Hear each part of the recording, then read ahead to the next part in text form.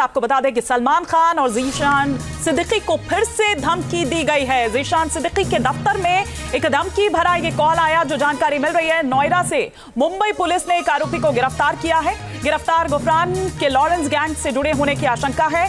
कल सांसद पप्पू यादव को भी धमकी मिली थी। आपको याद होगा, न्यूज नेशन ने आपको वो ऑडियो भी सुनाया था जो पप्पू यादव को धमकी भरा ऑडियो आया था। यूएई का वो नंबर बताया जा रहा है जिससे ये कॉल पप्पू यादव को की गई थी। तो जो धमकी देने का ये सिलसिला है लॉरेंस गैंग की तरफ से, उसके मेंबर्स की तरफ से, वो रुकने का नाम नहीं ले रहा है। कल पप्पू यादव को धमकी दी जाती है और अब एक बार फिर से सलमान खान और ज़ीशान सिद्दीकी को ये धमकी दी जाती है। और इसी पर हम और विस्तार से बातचीत भी करेंगे। खुद हमारे साथ पप्पू यादव इस वक्त जुड़ चुके हैं, लेकिन पहले वो धमकी वाला ऑडियो हम आपको सुनवाते हैं।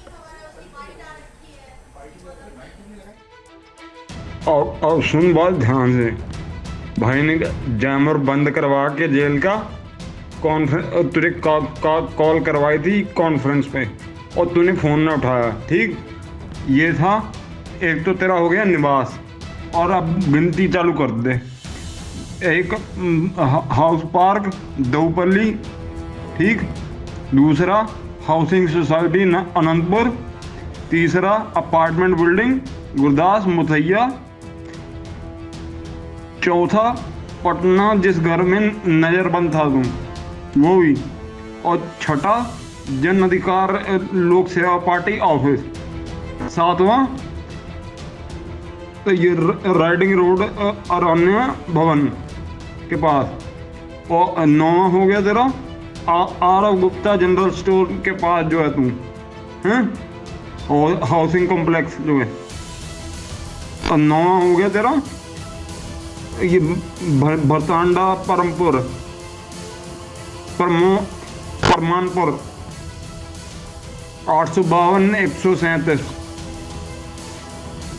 पिन कोड, और फिर हो गया तेरा पूर्णिया कॉन्स्टिट्यूएंसी में अब कहाँ घूमेगा, बातरनाहा परमानपुर भटांदा। तो ये प्यार से समझाया थे कि भाई से यहाँ से बात कर ले हैं। भाई ने जेल के वो जैमर बंद करवा के। और सीधे बात करते हैं, सांसद पप्पू यादव इस वक्त हमारे साथ खुद जुड़ चुके हैं। पप्पू जी, लॉरेंस गैंग की ओर से धमकी देने का यह मामला थमने का नाम नहीं ले रहा है। आज फिर से ज़ीशान सिद्दीकी को, सलमान खान को धमकी मिलती है। न केवल उनको बल्कि आप खुद भुक्तभोगी हैं, आपको भी धमकी ये मिलती है। अलग अलग नंबर से फोन कॉल्स आते हैं, क्या कहेंगे इस पर आप? देखिए, नमस्कार। मैं धनतेरस की ढेर सारी शुभकामनाएं आपको भी, दीपावली की मुबारकबाद आपको और पूरे परिवार को, सबको। आपको भी। मैं किसी निजी जिंदगी के बारे में मुझको नहीं पता, ना मेरा कोई निजी दुश्मनी, ना मुझे कोई लेना देना है। मैं कई बार कह चुका हूं, और आप मेरे बारे में जानते हैं कि सदन हो, सदन के बाहर हो, जो चीज़ें हमें अच्छा लगता है कि ये ह्यूमन नेचर के लिए है, संविधान और लोकतंत्र को ये व्यवस्थित करेगा और सच्चाई के साथ चलने की ज़रूरत है, तो मैं वही बात बोलता हूँ।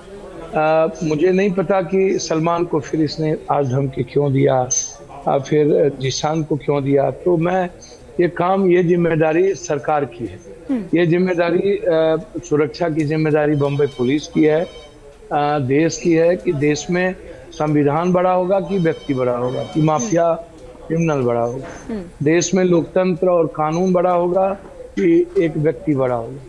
ये सरकार जाने, मेरा इससे कोई लेना देना नहीं। मैंने एक सही बात थी उसको मैंने कहा कि कानून से ऊपर कोई नहीं है, देश से ऊपर कोई नहीं है। और ये बात मैंने जब करनी सेना के लोग भरे थे तब भी, जब भी इस तरह की घटना घटित होती है तो सबसे पहले पप्पू यादव वहां जाते हैं। तो जहां तक मेरा सवाल है तो हम उसकी चिंता नहीं करते, हम तो लगातार लोगों के बीच हैं, आप देख ही रहे हैं। आप इतने बड़े कई बार 10 बार 12 बार विभिन्न कॉर्नर से, रात भी 1 बजे मलेशिया से धमकी आई कि जहां हो, झारखंड में हो जहाँ हो वहीं मार देंगे। नहीं तो लेकिन ये क्यों आपने कहा कि सलमान को और ज़ीशान सिद्दीकी को धमकी मिल रही है, उस बारे में आप कुछ नहीं कहेंगे, ठीक है, लेकिन आपको जो धमकी मिल रही है उसके पीछे का कारण आप क्या देखते हैं? क्या आपका वो ट्वीट जो आपने उस ट्वीट में कहा था, क्या उस एक्शन का रिएक्शन एक तरह से देखें? नहीं, देखिए, मैं एक बात आपको मैं बता दूं कि सलमान या जिस नागरिक ही है ना इस देश का, मैंने कहा कि धमकी यदि दी जा रही है तो ये जिम्मेदारी सरकार की है। ये लड़ाई उनकी और उनके बीच की है। सरकार उनको बचाना चाहती है, मरवाना चाहती है, या सरकार सुरक्षित रखना चाहती है। कानून क्या करेंगे, न्यायालय क्या करेंगे, सो मोटो नोटिस लेते हैं या नहीं लेते हैं। लेकिन जहां तक मेरा सवाल है, मैंने एक ट्वीट जो सच्चाई का था मैंने वो किया। ट्वीट के बाद लगातार चीजें, फिर इतने बड़े घटना के बाद हम बम्बई भी गए। जिशन मेरे परिवार की तरह था, मैं उससे मिला भी। सलमान जी से मेरी बातचीत भी हुई। मैं अन्य लोगों से भी मेरी बातचीत। क्या बातचीत हुई आपकी? क्योंकि कहा तो ये भी जा रहा है कि सलमान खान ने मिलने से ही मना कर दिया था आपसे। नहीं, अब पहले तो मुझे समझ में नहीं आई भैया, हम दोनों आदमी की बातचीत हुई। हम तो 2 बजे जिशन मिले और उस रात हमारे और सलमान जी के साथ डिनर भी था। अच्छा। क्योंकि पूर्णिया आना था, दूसरे दिन हमारी बैठक थी, इसलिए हम पूर्णिया आ गए। तो आप जरा पूछ ले उनसे सब। देखिए, जो लोग बड़ी बड़ी बात करते हैं ना, उनसे कहिए बड़ी बात ना करें। वो यदि हिम्मत और ताकत है तो सच्चाई बोले, सच्चाई के रास्ते चले। हमारे लिए चिंता सुरक्षा नहीं है, हम अपना दायित्व, क्योंकि कोई व्यक्ति कहीं से कॉल आ रहा है, गलत हो रहा है, तो कानून के दायरे में रह के अपनी बात तो कहीं रख देनी चाहिए ना। तो मैंने डीजी साहब को कहा, चीफ सेक्रेटरी दीपक जी से 5 बार मैंने सुरक्षा के सवाल पर मैंने कहा और लोगों को आप जेड पौने 12 घंटे में देते हो, वाई प्लस देते हो, वाई फ्रेड देते हो, जेड प्लस देते हो। मैं नाम किसी का नहीं लूंगा, वो आप जो समझते हो करो। मैंने उसमें ये भी कहा कि क्या विपक्ष को जिंदगी विपक्ष की नहीं होती है? क्या सही बोलने वाले गलत लोगों के खिलाफ लड़ने वालों के लिए कोई जिंदगी नहीं है? तो मैंने मुख्यमंत्री जी के ओएसडी से भी मुलाकात करने का प्रयास किया। तो क्या मुख्यमंत्री से मुलाकात हुई आपकी? आपने इधर केंद्र को भी लेटर लिखा था, मुख्यमंत्री से भी मिलने का समय मांगा था। मुख्यमंत्री जी, आपको लगता है कि उनके जो चारों तरफ जो लोग घिरे हुए हैं, वो लोग मुख्यमंत्री जी को कभी हमसे मिलने देंगे? इतने अच्छे लोग हैं भैया। ठीक है, उनको पसंद नहीं है विपक्ष, या हम सही बोलते हैं पसंद नहीं है। डीजी साहब से 2 बार हमने बातचीत की, आईजी हेडक्वार्टर से हम 4 बार बातचीत किए। चारों एसपी को मैंने डिटेल भेजा, कनाडा की चीज भेजी। एक बार नहीं, कई बार आया, कहाँ से आया, मैं सारी बात तो मैंने बोल दिया है। एक बार उस पर बार बार जाना उचित नहीं है। लेकिन जब इन लोगों ने कोई गंभीरता से नहीं ली तो हम चुप हो गए, अस्थिर हो गए, अपना काम कर रहे हैं। हम तो आज अभी लिख करके दे दिए कि भैया जो सुरक्षा मेरे पास है वो भी आप एमपी वाला भी ले जाओ। मेरी सुरक्षा मेरी जनता कर लेगी, मेरे साथ रहने वाले लोग कर लेंगे और भगवान कर लेंगे। पप्पू जी, आपकी सुरक्षा हमें नहीं चाहिए। पूर्णिया का शेर कहा जाता है। एक 90 का वो दशक था जब आपकी तूती बोलती थी, महान, मतलब डॉन के नाम से आपको जाना जाता था उस वक्त। वही बात आप नहीं, पर क्या मैं जानना चाह रही हूँ कि पूर्णिया के शेर को क्या डर लग रहा है आज? क्योंकि देखिए 3 घंटे की बात कह रहा है, वो कह रहा है कच्चा चबा जाऊंगा, और अगर तुम निकलते हो तो तुम्हारे पीछे गाड़ियां ना आए तो बताना। वो इस तरह धमकी दे रहा है आपको, क्या डर लग रहा है? तो सुनिए, मेरी बात सुनिए ना, अच्छी बात करनी चाहिए। जो आदमी पूरी दुनिया की अकेला मदद करता हो, कोई और मदद करने वाला हो देश में, तो उसका नाम बता दीजिएगा। कोरोना में हो, बाढ़ में हो, हर घटना में हो, पहले जाता हो।